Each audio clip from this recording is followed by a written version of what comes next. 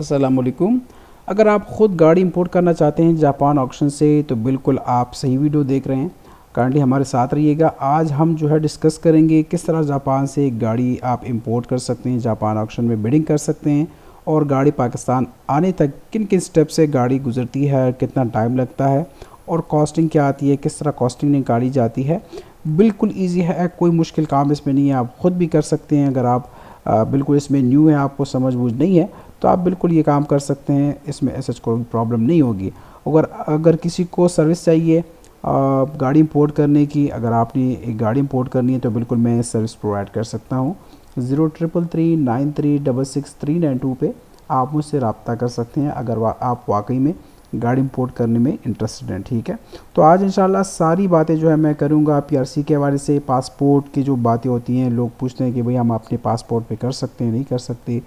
इसके अलावा एक बाइक की आज अल्हम्दुलिल्लाह गाड़ी निकली है, यूट्यूब के थ्रू मेरे पास आए थे, तो उसकी कैलकुलेशन भी करेंगे साथ में कि क्या कॉस्टिंग आएगी उनकी गाड़ी की और किस तरह में उनको पहले से बताया कि भाई आपकी गाड़ी इतने में जो है पड़ जाएगी अगर आप इस कंडीशन की गाड़ी लेते हैं। ये वाली गाड़ी है और इस पर मैंने कल रात बिड किया था और अल्हम्दुलिल्लाह उसकी आज गाड़ी निकल आई है, तो इसकी भी साथ में हम कैलकुलेशन करेंगे कि क्या कॉस्टिंग इस गाड़ी की आएगी। ठीक है, अच्छा जी बिस्मिल्लाह करते हैं।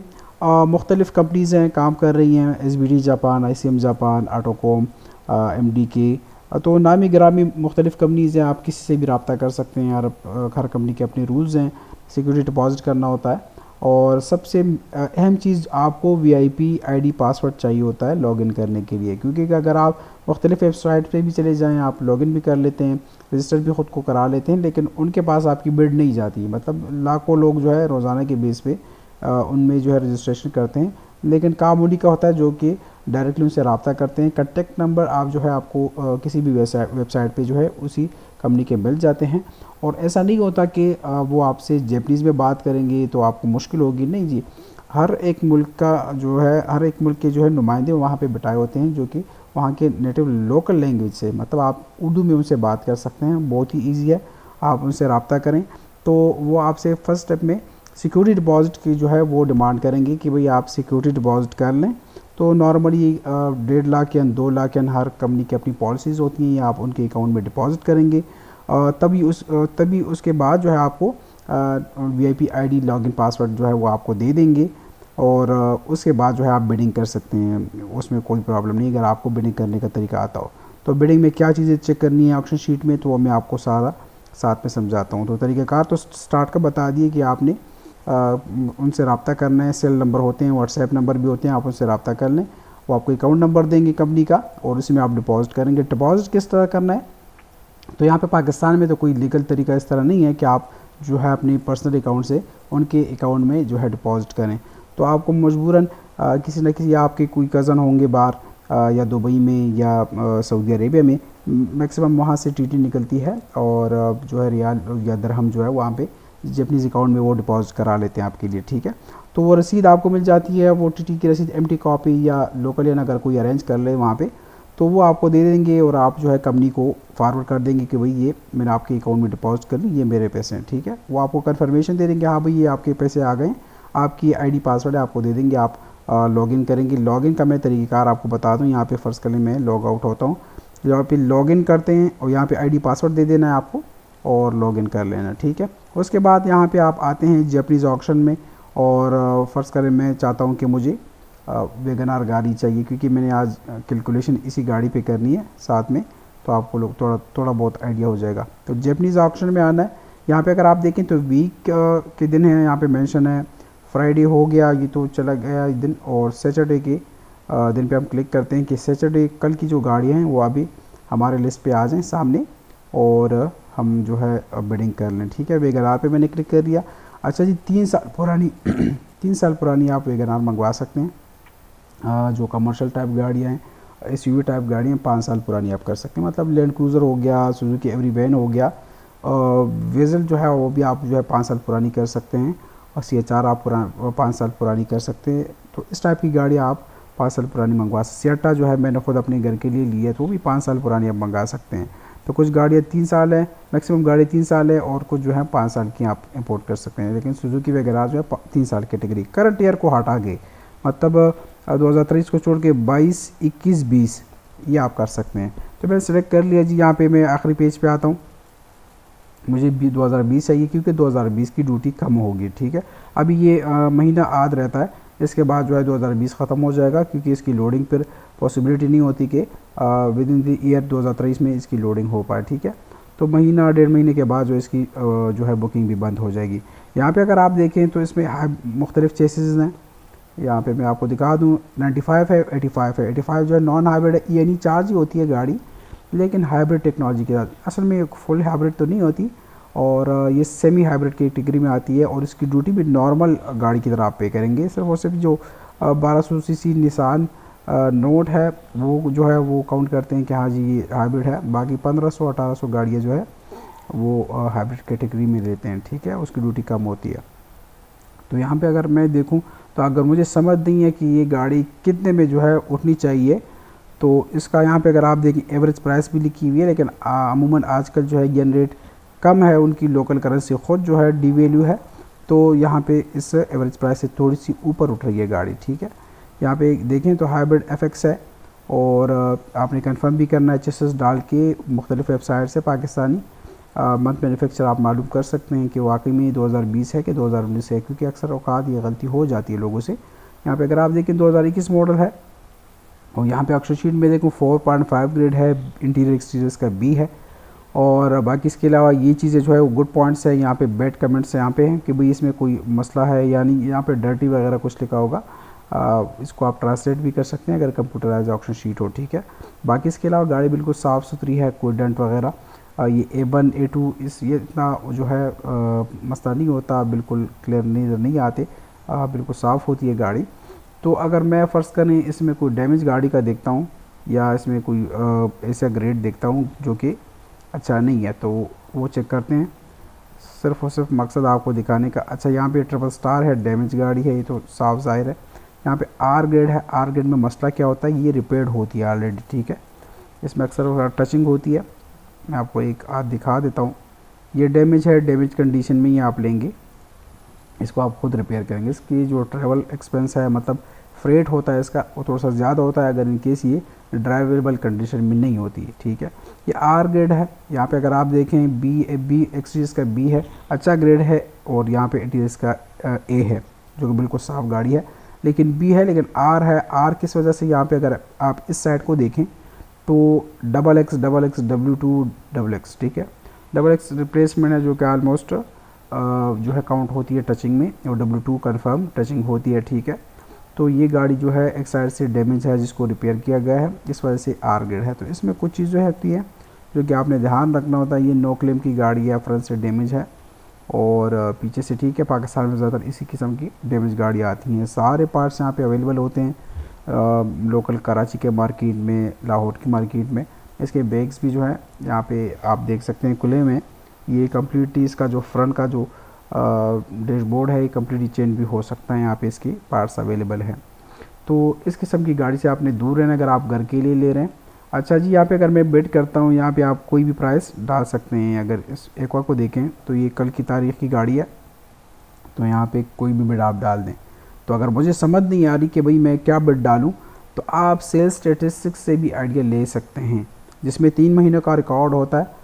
और मतलब कोई भी गाड़ी अगर आपको कहे कि भाई मुझे ये गाड़ी चाहिए, अगर आप खुद ढूंढना चाह रहे हैं, तो सुजुकी में मैं आऊँगा। यहाँ पे 1 मंथ 2 मंथ 3 मंथ, तो मैं करीब की जो दिन है या लास्ट वीक की सेल्स स्टेटिस्टिक्स है उसमें चेक करूँगा कि भाई कितने में गाड़ी मुझे मिल जाएगी।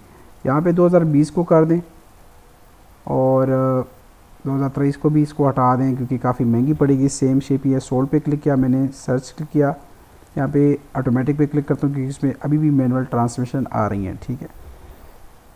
यहाँ पे ये अगर आप देखें तो मुख्तलिफ माइलेजेस के साथ, कलर के साथ, ग्रेड के साथ और मुख्तलिफ शेप्स हैं। यहाँ पे अगर आप देखें ये तो FX है, FZ भी इसमें आता है, लेकिन अमूमन मुझे वैगनार शेप बिल्कुल नहीं पसंद। अजिया जी यहाँ पे अगर आप देखते हैं तो इस वाली शेप की मैं बात करूँगी क्योंकि ये गाड़ी आज मेरी निकली है। ये ब्लैक कलर में है लेकिन ये हाइब्रिड है, लेकिन ये स्टिंगरे शेप है। और यहाँ पे इंटीरियर्स का देख लें, थोड़ा सा हल्का फुल्का चेंज होता है इंटीरियर का, लेकिन एक्सटीरियर्स का मुख्तलिफ होता है फ्रंट से, और पीछे के टेल लाइट्स जो है मुख्तलिफ होते हैं इस वाली गाड़ी से। एक दूसरी गाड़ी में देख लेता हूँ, ये ब्लैक वाली जो थी 9,35,000 की उठी थी, ठीक है। स्टिंगरे की हम बात करते हैं कि हमें कोई दूसरी स्टिंगरे मिल जाए तो मुझे अंदाज़ा हो जाएगा कि ये गाड़ी इतने की उठनी है, ठीक है। और यहाँ पे जी वो मुश्किल ये स्टिंगरे इसमें आती है। अच्छा जी, यहाँ पे अगर आप देख लें तो ये 29,000 चली है, लेकिन हाइब्रिड टी है, ये top of the line variant है, इससे ऊपर वैगन आर में गाड़ी नहीं आती। तो इसकी लाइव्स आप देख लें स्टाइलिश हैं, लेकिन मसला ये है जो भी किया है, लेकिन इसमें ड्राइवर डोर जो है वो टचिंग में, W1 जो है ये अमूमन नहीं होती है, ठीक है। और नीचे ये तो ये जगह उसमें नहीं आती है टचिंग के ज़ुमरे में, ठीक है, बॉडी में नहीं आती। फिर 10 लाख की बिकी है, तो यहाँ पे मेरे पास आइडिया हो गया कि top of the line variant अगर 10 लाख की बिक रही है तो 9 से 9.5 लाख के बीच में मुझे गाड़ी और जानी चाहिए, ठीक है। तो जिस तरह मैंने आपको बताया कि ये वाली गाड़ी ये मेरी गाड़ी आज निकली है, इंशाल्लाह इस पे मैं वीडियो भी बनाऊंगा, फर्दर जो स्टेप्स होंगे। ये गाड़ी आज उठ गई। इसके बाद मैंने क्या करना है, 2 लाख रुपए मैंने जो है पार्टी से लिए थे, जो कि टीटी के लिए सिक्योरिटी डिपॉजिट के लिए। इसके अलावा अब इस तरह करना है, इसकी कैलकुलेशन मैं इस तरह करूँगा। ये 9,35,000 की मैंने इस पर 9,10,000 बिड लगाई थी, 20-30 हज़ार जो है कंपनी को इजाज़त होती है कि वो अप एंड डाउन कर सकते हैं। हम तकरीबन आइडिया दे देते हैं कि अगर ये गाड़ी इतने तक जो है उठती है तो आप इसको उठा लें, ठीक है। वरना तो यहाँ पे एवरेज प्राइस की 8,03,000 लिखी हुई है, लेकिन 9,35,000 की ये गाड़ी उठ गई है। जैसा मैंने बताया कि लोकल इन वहाँ पे थोड़ा सा सस्ता है, और बाकी यहाँ पे पाकिस्तान में भी जो है रेट बहुत बढ़ गया था, लेकिन अभी थोड़ा सा अच्छा है, इस वजह से लोग ऊपर बिड डाल रहे हैं। 9,35,000 फ्रेट नॉर्मली ये 1,80,000 के लगभग होगी। तो इसको मल्टीप्लाई करेंगे यन रेट के साथ, आज मैंने टीटी का रेट लिया तो 1.9798 चल रहा है, ठीक है। तो 1.97 में आप फ़र्ज़ कर लें मैं टीटी लगाता हूँ दुबई से, ठीक है, या मैं जो पार्टी है वो यूके से कहीं से भी अपने रिश्तेदार के थ्रू लगाती है कंपनी के अकाउंट में, तो इसके साथ मल्टीप्लाई करेंगे 21,96,000 रुपये जो है, या आलमोस्ट 22 लाख रुपए चले गए बाजापान। इसके बाद फर्दर क्या होगा, आज ये गाड़ी निकली है 13 तारीख़ को, तकरीबन 15-20-25 दिनों बाद इसकी पोजीशन बनेगी। 12-13 दिनों में जो है ऑक्शन से डॉक्यूमेंट्स निकल आते हैं। इसके बाद ये गाड़ी जो है मलकियत हो जाती है कंपनी की, क्योंकि कंपनी पे करती है, हम कंपनी को पे करते हैं। तो कंपनी की मलकियत हो जाती है तो ये इसको अपने यार्ड तक, जहाँ पे तकरीबन एक कंटेनर में 40 फुट कंटेनर में 4-5 गाड़ियाँ आ जाती हैं, मिक्स छोटी और नॉर्मल सीडान शेप की गाड़ियाँ, ठीक है। अगर बड़ी होती है तो 2-2 आ जाती हैं लैंड क्रूज़र टाइप की गाड़ियाँ। तो ये एक यार्ड पे जमा करते हैं और वहाँ पे लोडिंग करते हैं, वो जो क्रेन ये जो लिफ्टर के थ्रू लोडिंग करते हैं, कंटेनर में बंद करते हैं जी, और फिर कंसर्न जो पोर्ट जो उनके करीब होता है तो वहाँ पे पहुँचा के तकरीबन इसी में ही 20-25-30 दिनों में जो है आपकी लोडिंग पोजीशन बन जाती है। और ये जो सी पोर्ट होता है वहाँ पे ये कंपनी के साथ, शिपिंग लाइन के साथ जो है बुकिंग कर लेते हैं और आपकी गाड़ी लोड हो जाती है वहाँ से, ठीक है। उसके बाद नेक्स्ट स्टेप ये होता है कि आपको कंपनी कहती है कि आप मुझे कंसाइनी नेम दे। जो भी लोडिंग होती है पाकिस्तान नहीं बल्कि हर मुल्क में, ये दुनिया का जो पाकिस्तान की नहीं वर्ल्ड के जितना भी इंपोर्ट एक्सपोर्ट होता है, तो कंसाइनी नेम, मालिक कौन है इसका, इस माल का जो हम एक्सपोर्ट करें, किसी के नाम पे एक्सपोर्ट करते हैं, किसी कंपनी के नाम पे, या गवर्नमेंट का कोई इदारा है उसके नाम पे, या कोई पर्सनल बंदा है तो उसके नाम पे हम इंपोर्ट करते हैं। पाकिस्तान में जितनी भी गाड़ी इंपोर्ट होती हैं वो एक ख़ास जो है स्कीम के थ्रू यहाँ पे इंपोर्ट होती हैं, क्योंकि इसकी फुल ड्यूटी जो है बहुत ज़्यादा है, और उसकी तकरीबन हम 60% 50% के हिसाब से हम ड्यूटी देते हैं, जो कि हम पाकिस्तान में मैक्सिमम गाड़ियाँ जो है यहाँ पे पासपोर्ट के थ्रू आती हैं। तो कौन से पासपोर्ट के थ्रू, ओवरसीज़ पाकिस्तानियों को ये रिलैक्सेशन है कि वो गाड़ी इंपोर्ट कर सकते हैं। एक किस्म से इजाज़तनामा भी है, परमिशन भी है, और दूसरा ड्यूटी भी उनकी हिसाब से, उनकी जो पासपोर्ट की वजह से ड्यूटी भी कम पे होती है।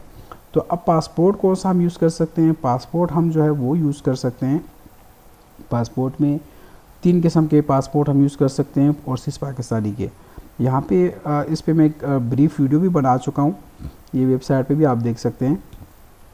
यहाँ पे गिफ्ट स्कीम के through, transfer of residence TR के थ्रू, और पर्सनल बैगेज के थ्रू आप जो है गाड़ी इंपोर्ट कर सकते हैं। मैक्सिमम पाकिस्तान में पर्सनल बैगेज के थ्रू गाड़ियाँ आती हैं और लोग कर रहे हैं। तो अब ओवरसीज़ पाकिस्तानी का पासपोर्ट आपको कहाँ से मिलेगा? मैक्सिमम जितनी भी आ रही हैं तो ये एजेंट्स होते हैं जो कि वीज़ों का काम करते हैं, लेबर तबका होता है वहाँ पे सऊदी अरेबिया या दुबई की जो ज़्यादातर पासपोर्ट्स होते हैं, तो वहाँ से ये अरेंज करते हैं। तरीक़ेकार क्या होता है कि पर्सनल बैगेज का अगर आपने इस स्कीम के थ्रू भेजना है तो 180 दिन आपके पाकिस्तान से बाहर के होने चाहिए वीज़े में।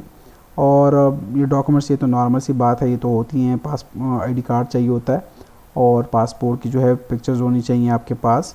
और वहाँ से जो है आप ट्रांजैक्शन करते हैं कंसर्न जहाँ पे आप जॉब कर रहे हैं, जिस मुल्क से, पाकिस्तान से बाहर अफ़गानिस्तान भी हो कोई मसला नहीं, लेकिन पाकिस्तान के बाहर से आपने ट्रांजैक्शन करनी होगी पाकिस्तानी अकाउंट में, सेम अकाउंट होना चाहिए।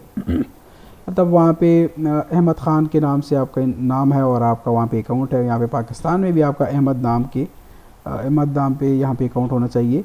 तो आप यहाँ पे ट्रांजैक्शन करेंगे। ज़रूरी नहीं है कि एक ही ट्रांजैक्शन हो, आप 3-4 ट्रांजैक्शन में भी कर सकते हैं। महीना 2 महीने में भी आप ये ट्रांजैक्शन अमाउंट, वो अमाउंट जो ड्यूटी अमाउंट बन रही है इस गाड़ी की, जिस गाड़ी के लिए आप जो है पासपोर्ट का नाम दे रहे हो, ठीक है। तो अब यहाँ पे साथ में देख लें ID card, passport submission required. आपको पाकिस्तान आना लाजमी होगा पर्सनल बैगेज स्कीम के थ्रू अगर आप करते हैं, ठीक है। इंपोर्ट पाकिस्तान, देखें विज़िट टू पाकिस्तान रिक्वायर्ड। आप आएंगे, एंट्री करेंगे यहाँ पे और कि भाई मैं आया हुआ हूँ यहाँ पे अपनी गाड़ी क्लियर कर रहा हूँ। गाड़ी उनकी होती नहीं है, वो एजेंट्स करते क्या हैं, उनसे पासपोर्ट ले लेते हैं, उनको ख़र्चा भी देते हैं कि भाई ये टिकट के पैसे आपको हम 60-70 हज़ार रुपये भी दे देंगे, आप अपना पासपोर्ट दें। तो वहाँ पे उनके लिए अकाउंट खोल देते हैं। और यहाँ पे जो अब उस एजेंट का जो बंदा होता है वीज़ा वाले का, तो यहाँ पे भी बंदा होता है, तो सिस्टम इस तरह कर लेते हैं, वहाँ पे अकाउंट खोल के उसमें पैसे रख लेते हैं। वहाँ पे आईबैन के थ्रू, मतलब वो अकाउंट जिसमें आईबैन हो, इंटरनेशनल अकाउंट हो, जिसे आप इंटरनेशनल ट्रांसफ़र कर सकें उसी अकाउंट से, तो वहाँ से यहाँ पे ट्रांसफ़र करते हैं। तो नेक्स्ट डे वहाँ से पैसे निकाल लेते हैं। तो कानून वो ठीक हो जाता है कि भाई आपने ट्रांजैक्शन कर ली, सेम टू सेम अकाउंट में, सेम नेम से सेम अकाउंट में आपने ट्रांजैक्शन कर ली।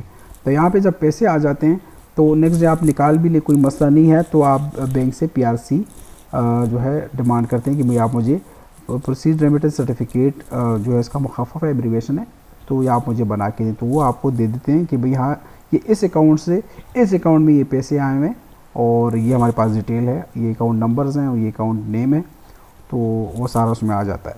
तो जब आपको वो पासपोर्ट नेम मिल जाता है, अहमद ख़ान सन ऑफ जो है फजल ख़ान, जो भी नाम होता है, तो नाम आप जो है कंपनी को देते हैं, जापान को, कि भाई ये आपका आप डाल लें जो है कंसानी नेम BL में, बिल ऑफ लेडिंग में, जो कागज़ होता है जिस पे आपकी गाड़ी क्लियर होगी कराची में।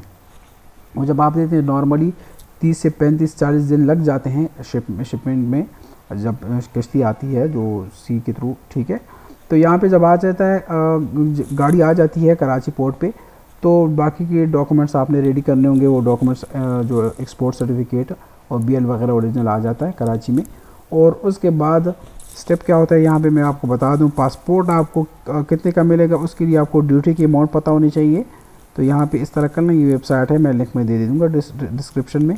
660 cc से 800 cc 2020 में कर लेता हूँ। और फ़र्ज़ कर लें आज मेरी गाड़ी निकली है, तो ये लोड होनी है तकरीबन फ़र्ज़ कर लें 20 दिन के बाद, तो ये मैं इसको कर लूँ देता हूँ 10 कर देता हूँ, ठीक है। इंक्वायर नाव कर दें 10,17,000, तो ये 10 लाख के लगभग ड्यूटी है मेरी, 10,20,000 कर दें, ठीक है। ये ड्यूटी ऐड कर दी। 1.5 लाख के लगभग आपका अदर एक्सपेंस आ जाना है, कराची का पोर्ट वगैरह के ख़र्चे, एजेंट की फ़ीस, ठीक है। तो ये आ जाता है। अब तकरीबन 10,20,000 की ड्यूटी के लिए आपको तकरीबन 11-12 लाख की PRC चाहिए होती है, तो वो तकरीबन 320 से 350 के लगभग आपको एजेंट से मिल जाती है। या तो कराची एजेंट आपको देता है, या आप अगर के आप खुद किसी को जानते हो तो वहाँ से आपको ये पासपोर्ट वगैरह का सिस्टम रेडी हो जाएगा। तो ये मैंने साथ में ऐड कर दिया। इसके बाद अब क्या स्टेप होता है, जब कराची में गाड़ी क्लियर हो जाती है, वो पासपोर्ट की जो ट्रांजैक्शन होती है, बैंक वेरिफिकेशन, PRC की वेरिफिकेशन वो कस्टम कर लेता है, कंसर्न बैंक को ईमेल कर लेता है कि भाई ये PRC में हमारे पास आई है, ये जेन्युइन है, ठीक है, आपके पास ये अकाउंट में पैसे आए हैं सेम अकाउंट से, तो ओके कर देता है, हाँ भाई मेरे पास ये पैसे आए हुए हैं, ठीक है। तो उसके बाद आपकी गाड़ी क्लियर हो जाती है। जब पोर्ट आउट होती है तो आपको कंसर्न अड्डे वाला चाहिए होता है कि भाई गाड़ी मुझे पेशावर में चाहिए, इस्लामाबाद में चाहिए, तो थोड़ा सा एक्सपेंस होता है तकरीबन 30-35 हज़ार रुपये। नॉर्मली आजकल 34-35 हज़ार रुपये लेते हैं, तो आपसे चार्ज करते हैं। थोड़ा सा मेरे ख्याल से ऊपर भी गया हो क्योंकि बीच में डीजल की प्राइसेस ऊपर गई हैं, तो 35 हज़ार आप साथ में लगा लें कि आपको अड्डे के चार्जेस देने होंगे। तो 37,51,000, 37.5 में आपको यही वैगन आर गाड़ी भी पड़ेगी। और बहुत ईजी है। थोड़ा सी जो है हमारी वीडियो लंबी हो गई, लेकिन डिटेल में बताना इसलिए ज़रूरी था क्योंकि आपको एक एक बात की समझ आए। तो इस गाड़ी की ये कॉस्टिंग आएगी 9,35,000 के हिसाब से। और ड्यूटी के लिए आप ये वेबसाइट यूज़ कर सकते हैं। इसके अलावा 1000 सीसी 1300 सीसी तक आप ये वेबसाइट यूज़ कर सकते हैं, जबकि 1500 सीसी और 1800 से ऊपर के लिए आपको अब जो है सिस्टम चेंज हो गया है, वो मैं ऑलरेडी डिस्कस कर चुका हूँ। उसके हिसाब से होता है जो करंट मार्केट की वैल्यू के हिसाब से कि गाड़ी लोडेड होगी तो उसकी ड्यूटी ज़्यादा होगी, मिड वेरिएंट होगा थोड़ी सी कम होगी, बेस वेरिएंट होगा तो उससे भी कम होगी। तो उस हिसाब से अभी ड्यूटी के MSRP वैल्यू के हिसाब से ड्यूटी कैलकुलेट होगी 1500 सीसी और 1800 सीसी गाड़ियों की, ठीक है। बाकी 1300 तक कोई मसला नहीं है, वही पुराने सिस्टम्स के साथ जो है ड्यूटी कैलकुलेट हो रही है। तो मैं उम्मीद करता हूँ आप लोगों को समझ आएगी। टोटल ड्यूरेशन अगर आपको चाहिए कि कितने दिनों में गाड़ी इंपोर्ट हो सकती है टोटल, तो गाड़ी ख़रीदने के बाद बिड लगने के बाद तकरीबन 2.5 से 3 महीना टाइम आप जो है रखें कि आपके घर तक गाड़ी पहुँचेगी। वो आपने इंतज़ार करना होगा, ठीक है। इसमें अल्लम लेट भी हो सकता है, आगे पीछे हो सकता है, लेकिन अंदाज़न आप इतना टाइम जहन में ले लें। काइंडली हमारी इस वीडियो को ज़रूर लाइक करें, शेयर भी करें। और ये बहुत ही बेहतरीन काम है, कैश काम है। अगर किसी के पास इन्वेस्टमेंट हो, पैसे हों, तो ये काम बिल्कुल स्टार्ट कर सकते हैं। क्योंकि अगर आपको फ़र्ज़ करें ज़रूरत पड़ जाती है एकदम से पैसों की, तो आप मार्केट में जाके इसको कैश पे सेल भी कर सकते हो। अगर आप अभी आजकल प्रॉपर्टी में इन्वेस्ट कर रहे हो तो प्रॉपर्टी बिल्कुल डाउन है, इतनी बड़ी इन्वेस्टमेंट कौन लेता है, और फ़िलहाल डाउन है। बाकी इसके अलावा गोल्ड का भी पता नहीं चल रहा, अप एंड डाउन काफ़ी चल रहा है। तो आप गाड़ियों में इन्वेस्ट करें तो आपके लिए बेहतर रहेगा। काइंडली हमारी इस वीडियो को लाइक करें, सब्सक्राइब करें। हमें इजाज़त दें। अल्लाह हाफ़िज़।